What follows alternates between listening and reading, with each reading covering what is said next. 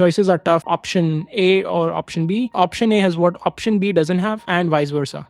What if we can have both? That is the power of customization. Most purge baskets you find online work, but once you actually use them, you start noticing problems. And that's exactly why today we're not downloading an STL, we're designing one. Because in 3D printing, good design isn't about fitting plastic, it's about fitting behavior. Filament piles up awkwardly or purged material jumps out. In my case, sometimes my kid will keep some stuff beside the printer and the basket will hit it and the printer will stop sensing an obstruction. This happens because most off-the-shelf designs are not customized to your requirements and circumstances. The intention is not to give you the STL file of yet another purge basket, but to show you how to design one for yourself customized to your needs. Every printer has its own behavior. When you ignore those, you get a design that technically works, but sometimes annoys you. So today, we're doing something different. We're designing a purge basket for the Bambu Lab A1 based on real-world usage in a space constraint.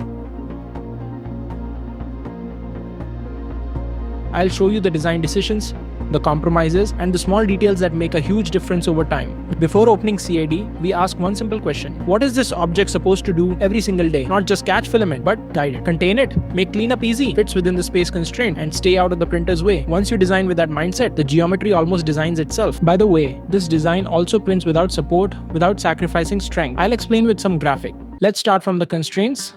The mounting of purge basket, popularly known as poop basket in 3D printing fraternity, is an oblong hole type dimension, so let's create the mounting bracket first. I measured the dimension with a vernier caliper, then applied offsets of 0.2 mm and then a wall thickness of 2 mm with an extruded depth of 15 mm. If you do not want the design tutorial, you can skip to the later chapters of this video.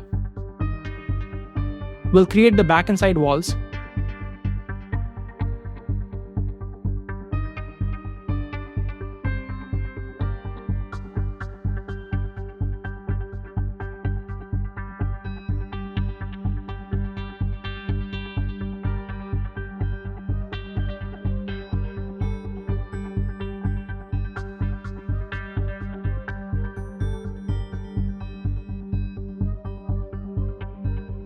Let's create a slot in the mounting bracket to avoid fouling.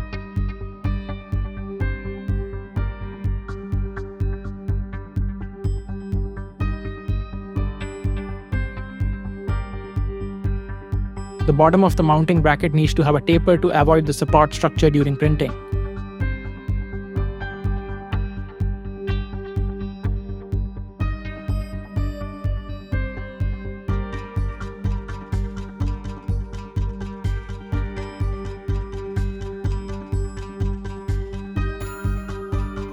DFAM tips.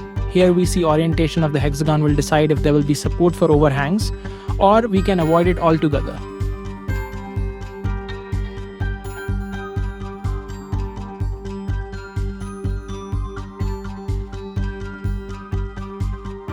Use 2D array to replicate the pattern and subtract the material.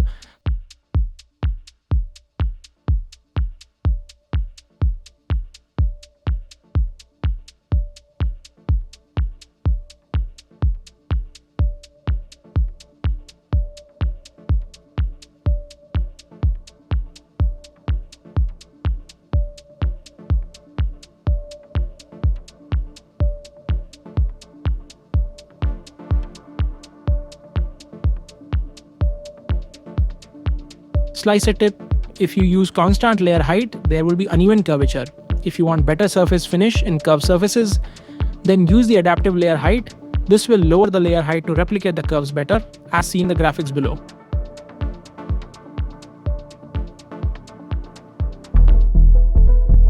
A smooth time lapse of 3D printing is very satisfying to watch. Comment if you want to watch my setup for capturing time lapse with the DSLR. If this video helped you see design differently, not just as shapes but as decisions, then you are exactly the kind of maker this channel is for. Download the design if you like, but more importantly, take the ideas and improve it for your setup. That's how real innovation happens.